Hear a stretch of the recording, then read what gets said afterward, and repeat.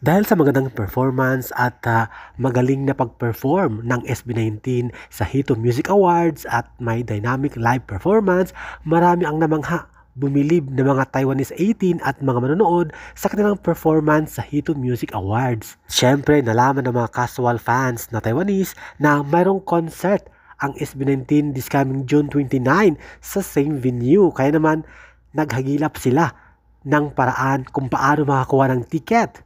Ito nga ang mga komento at mga post ng mga Taiwanese casual, Taiwanese 18, Taiwanese na mga fans na nanood ng Hito Music Awards performance ng SB19.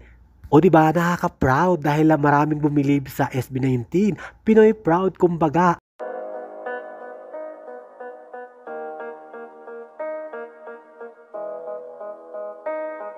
Yeah. They say life will bring discomfort, and I discovered we all just suffer, cause no one feels that bad. And it comes from one another, we hurt each other just like a lover, and don't think twice about that. Yeah, and I feel like something's bad, but hell, I'm used to that. I always turn my back, yeah. And I want.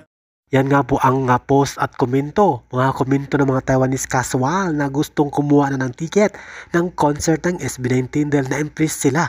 Tila ba nakulangan sila sa dynamic live performance ng SB19 sa Hito Music Awards. Kaya naman, be proud mga Pilipino dahil Taiwanese bumilib sa SB19 sa kanilang performance. Nakulangan, ibig sabihin bitin. Gusto pa nila ng maraming performance. Kulang ang kanilang performance, kaya more and more ang sigaw nila. Sana ay makakuha sila ng ticket ng simula at wakas ng SB19. Thank you for watching, guys. See you in the next video and update. Please like and subscribe to my channel. Keep watching. God bless everyone, and always remember, be yourself and be a good one.